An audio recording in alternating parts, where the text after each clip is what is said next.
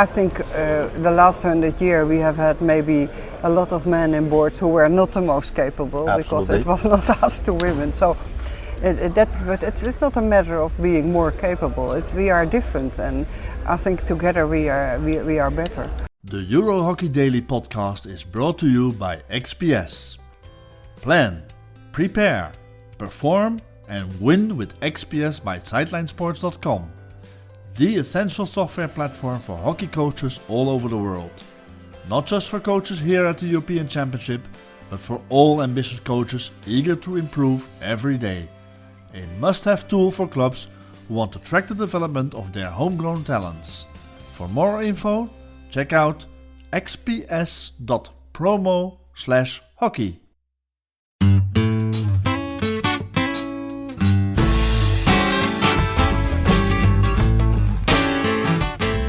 Welcome to the Euro Hockey Daily.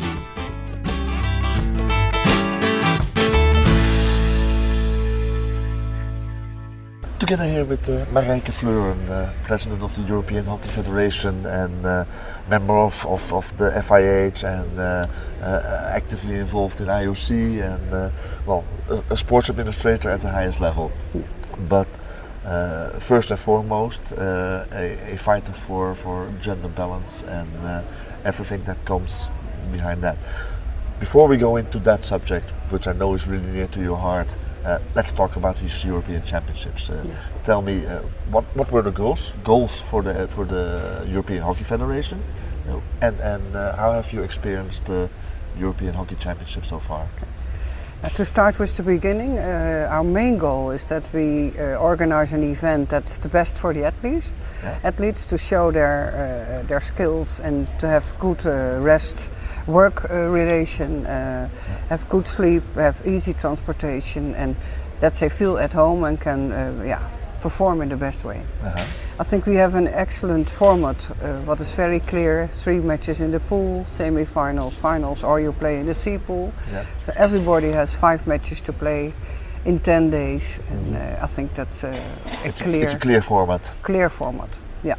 That to start with. Secondly, it's very important for us that we are near the most professional environment for the athlete here, so that there are enough fans, that there is the right television attention, that all the journalists are there, and so that they can only perform on the pitch but also through the media.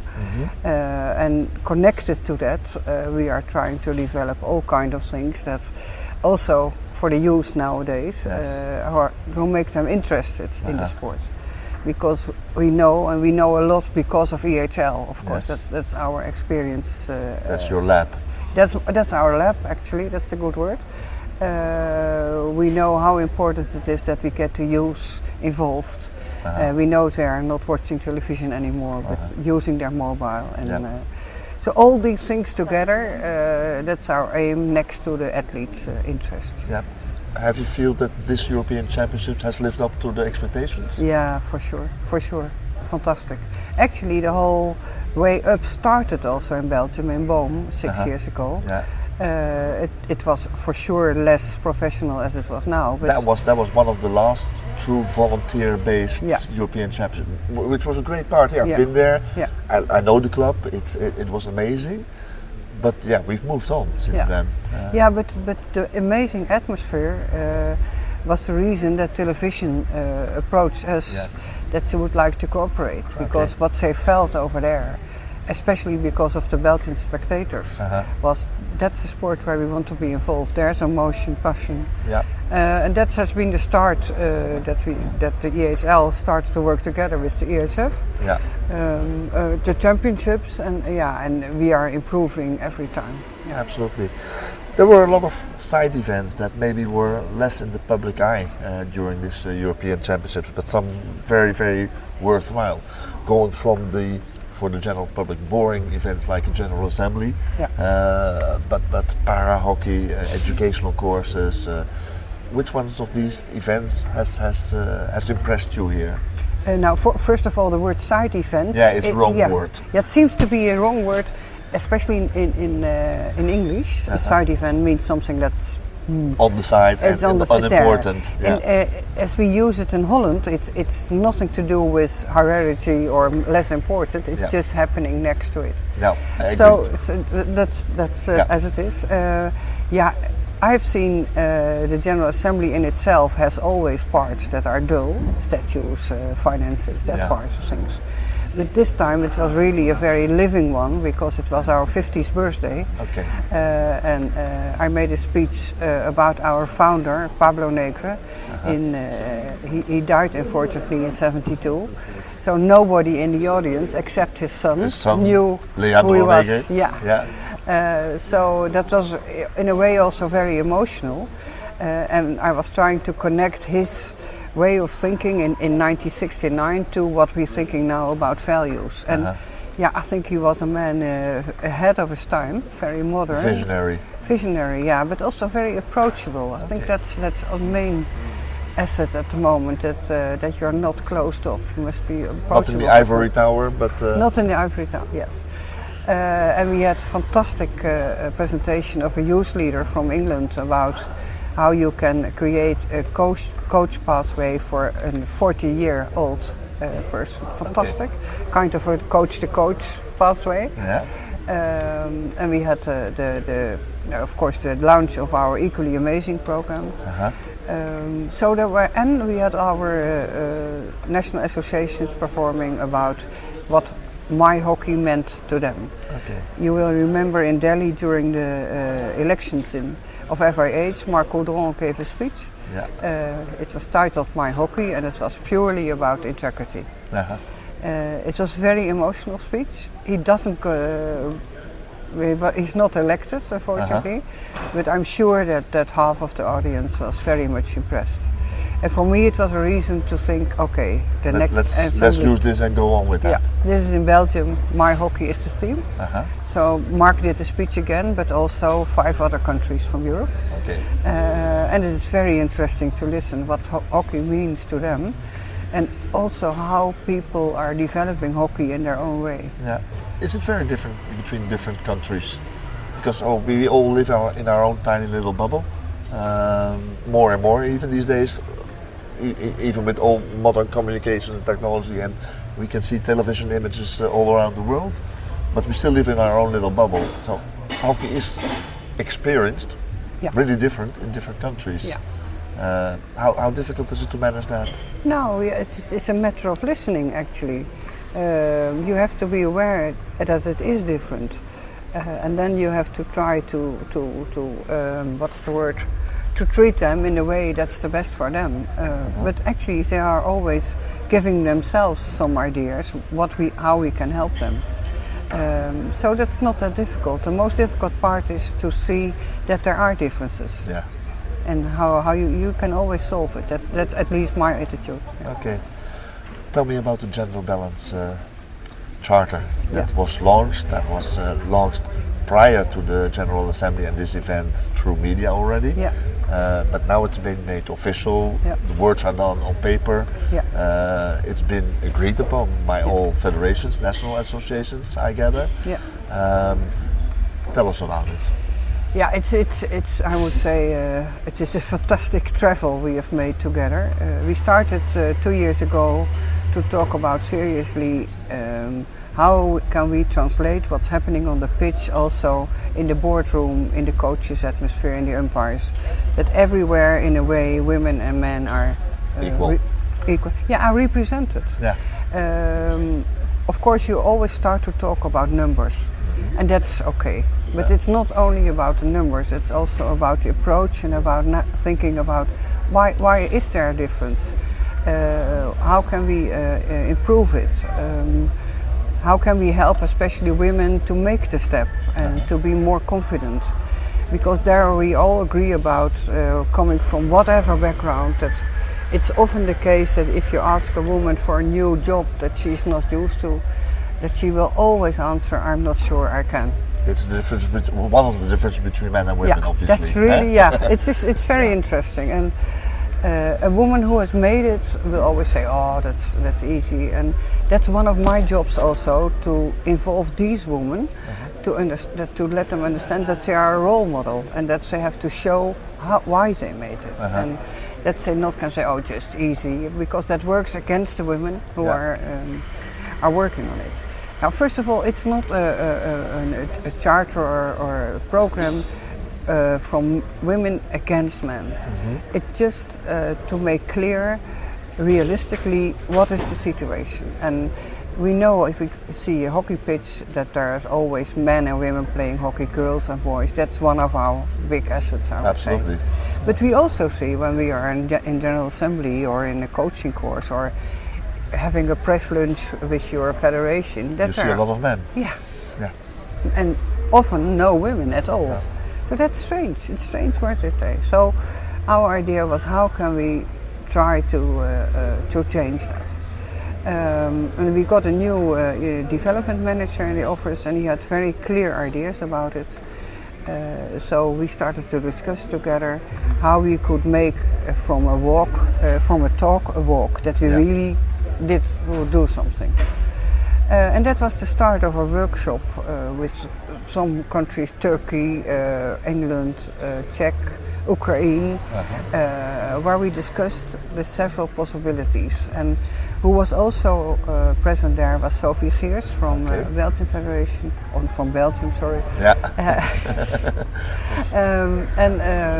And she was very clear in that we had enormous possibilities to market it also.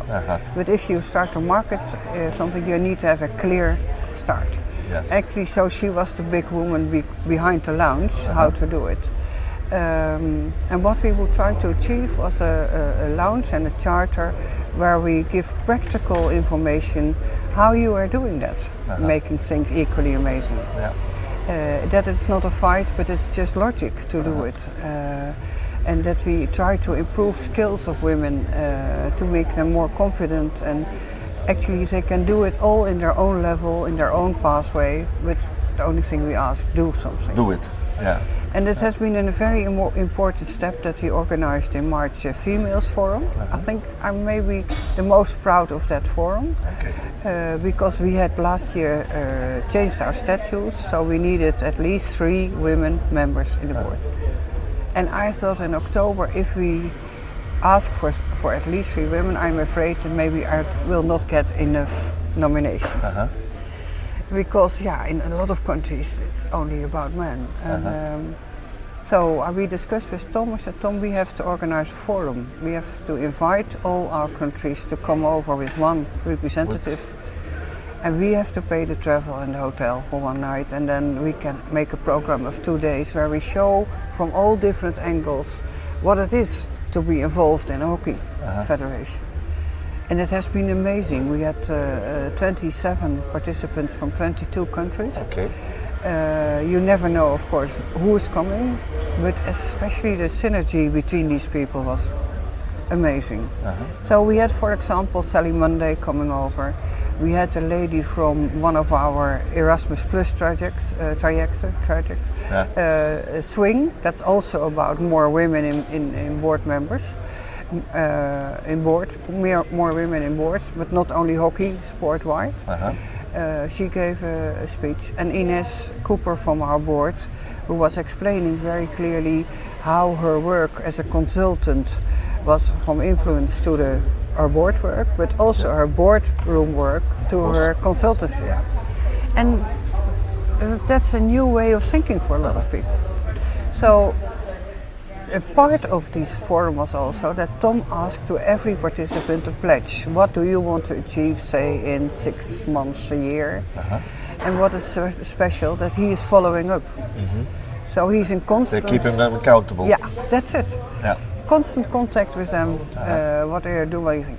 And the results are amazing. We had now 4 candidates for 2 places, so that was already lovely. Some of them started to organize a forum themselves. You can do it for youth. Within their country or... And we had in Italy with Forum di Donna. Yeah, that's a beautiful word, of course. Absolutely. We cannot fight that. But also in Belgium, they will do for officials. We had some of them started to nominate for their own board. They wouldn't have thought of it before.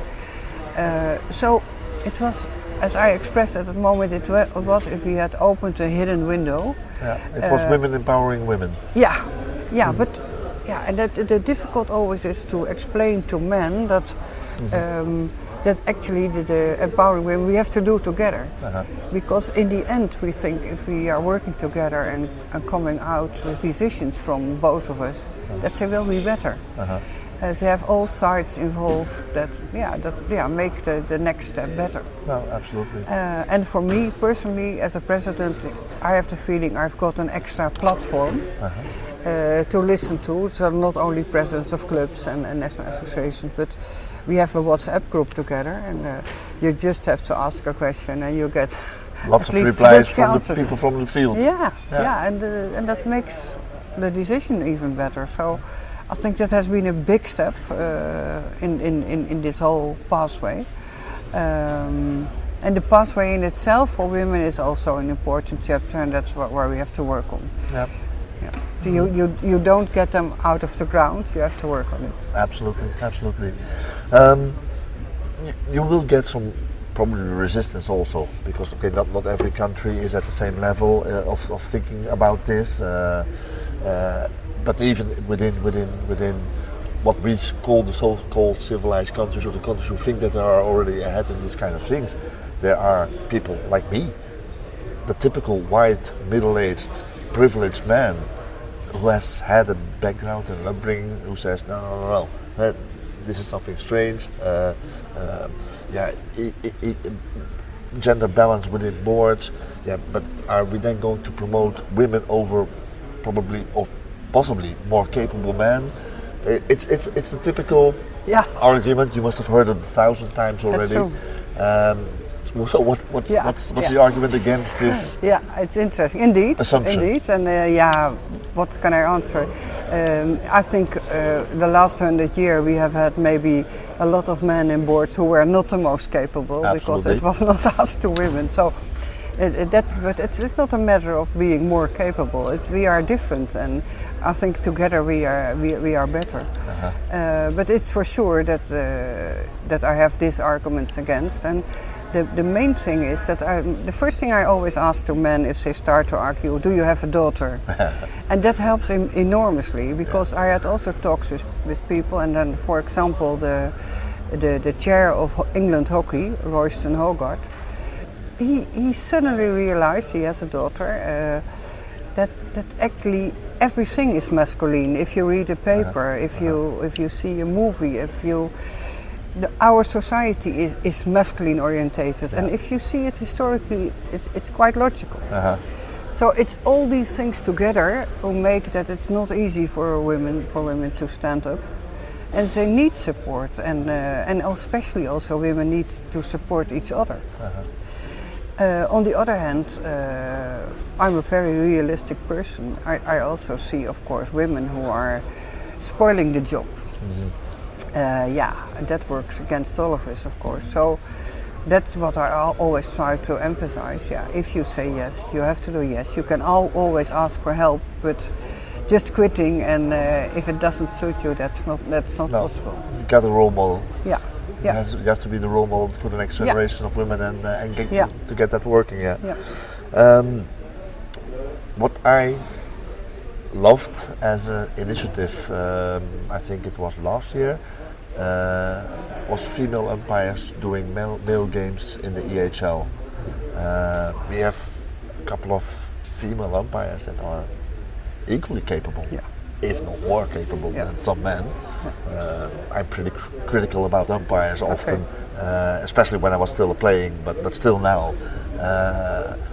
I think there are some umpires here at the men's tournament that are not fit for it, and I would prefer to have a Laurine Delforge or others do their job as well. How far are we where we can say, because now we still have women umpiring women and men umpiring men. For me, that is one of the first things that should go. I'm not involved in it. Of course, I have an open approach to everything. In EHL we have tried, so I wouldn't think why we would not do it in the European Cup. So maybe that's the future. But in the end it has to be the best for both parties. For at least I know from Loreen and also Michel Meister that they enjoyed very much. Absolutely. For them it was also an extra step. And they did a great job. Yeah, and I was talking with them afterwards with the Spanish umpire Ortiz also. And for him it's quite logical. It's not a problem at all. So it's just you have to listen and to feel how it is between the persons themselves. It's for them not a point, and let's go. But coming back on your question, how was it the equally amazing thing for the federations? I was surprised by the positive feedback, really. I have two surprises really in my life from positive feedback. That's EHL. Because all the years it has been so enormously complimented by players and coaches. It's really an extra chance and the best club league and blah blah blah. But it's enormous. Absolutely, and it is. We all love it. We love it. But you know how critical the hockey world is. Absolutely. So it amazes me every time. And this is actually the second time. I really thought this is well received, and it doesn't mean it's all good. But what we did in the charter was not only talking about our values and why, but we were also talking about how you can implement it and how we will approach it and how we will support. So we give it feet and hands, and it's for me a lovely way to ask promotion with IOC and the European Union, and they are all supporting. Absolutely, I can imagine. One of the values in EHF and also within the charter is accountability. So specific goals will be set also in these matters, because now the charter has been signed. I guess now the timeline is national associations start working with it and determining their own goals. Hopefully, probably. Or are there already some specific goals that are out there, written down, and we can hold them accountable in 6 months or a year? Or? No, that's too soon. That's the same with stopping with smoking and that kind of things. It takes time. But the start is promising, I think. And what I can see already that that's all through the years. In different associations, the women are involved in the boards or getting communications manager. Take Bulgaria, take Finland.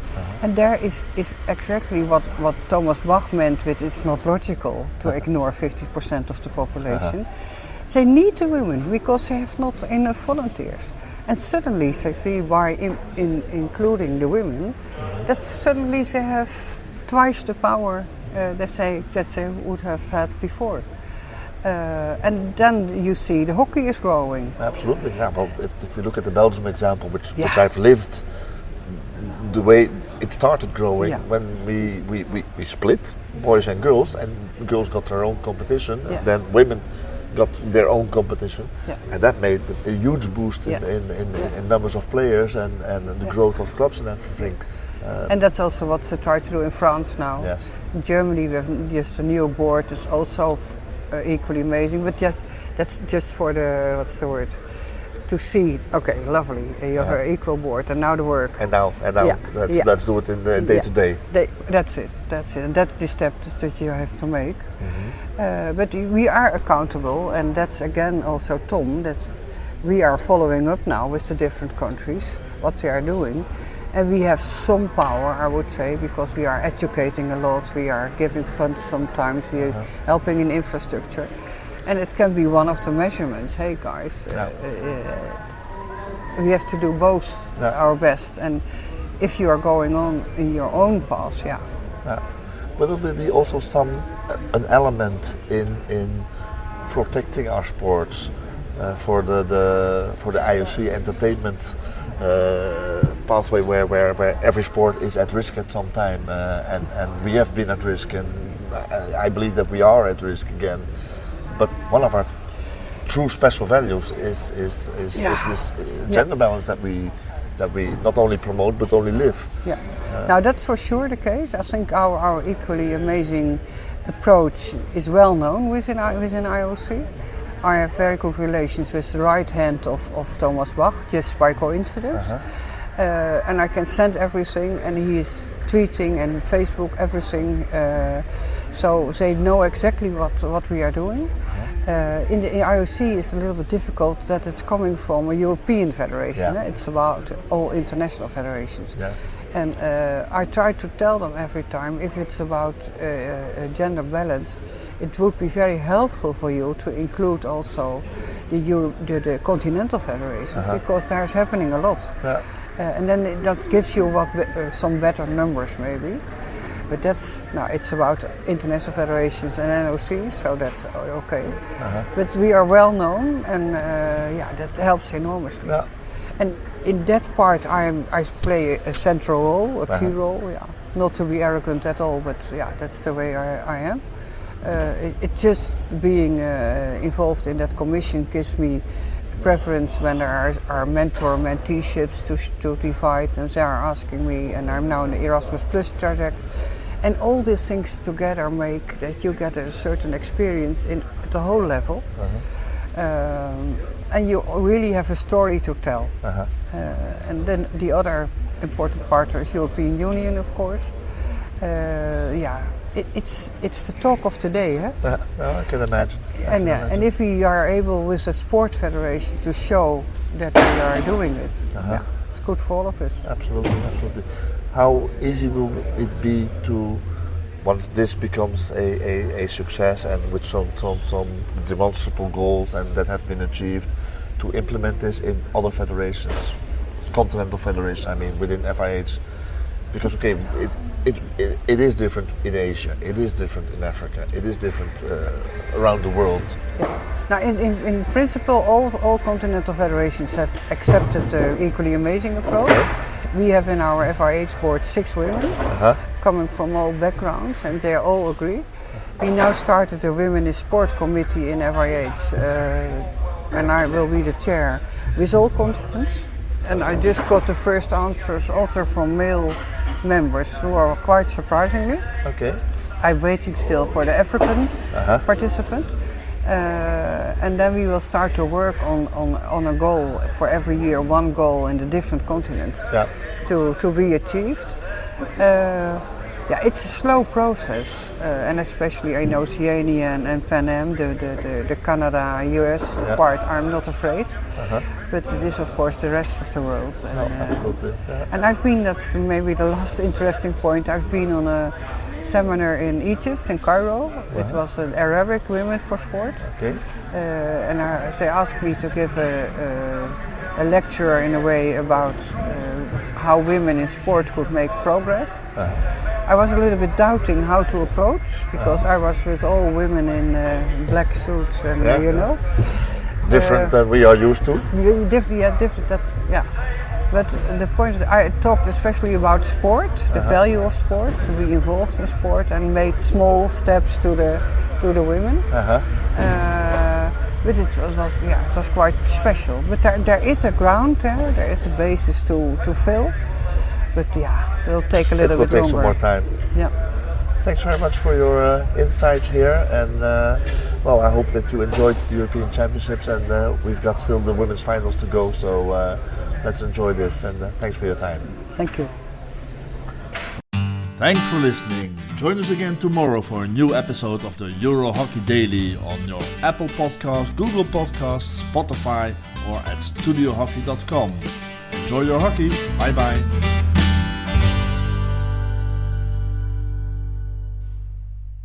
P.S. Obviously, tomorrow there won't be a new daily podcast, because the European Hockey Championships are done and dusted. We hope you enjoyed the EHC Daily Podcast during the tournament. Be sure to stick around and subscribe to Studio Hockey in your favorite podcast app, because we will continue to cover international hockey on a regular basis. Meanwhile, enjoy your hockey. Bye bye.